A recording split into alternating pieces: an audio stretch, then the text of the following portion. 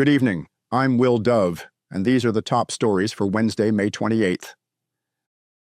Thousands of Palestinians stormed a contested aid distribution center in southern Gaza's Rafah today, exposing deepening tensions over a U.S. and Israeli-backed initiative to bypass United Nations-led humanitarian efforts.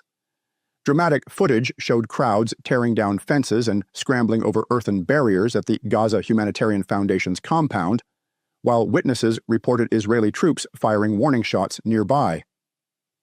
The incident occurred just one day after the GHF, which employs armed American security contractors, launched operations aimed at feeding up to 1 million Gazans by week's end.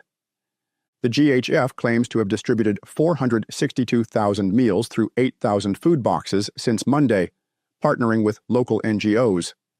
However, its model, requiring identity checks, Hamas screening, and militarized perimeters guarded by Israeli forces, has drawn fierce condemnation.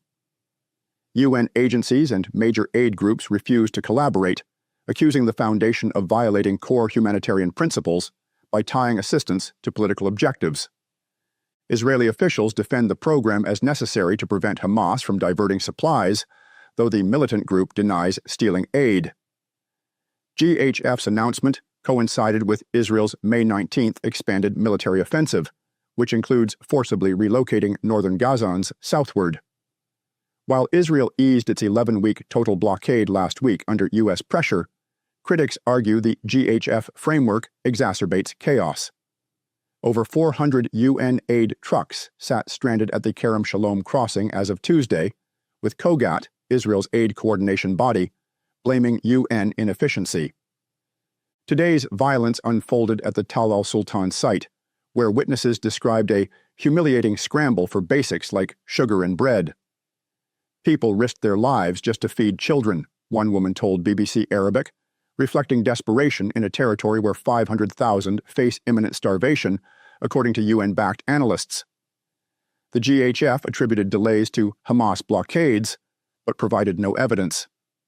Hamas's media office denied impeding access, calling Israel's aid strategy a miserable failure. The UN claims that one person was killed and several more injured by gunfire, but there is no independent corroboration of that. The clashes highlight Gaza's unraveling security landscape. Israel's military confirmed troops fired warning shots, while the GHF claimed its team temporarily withdrew to avoid casualties.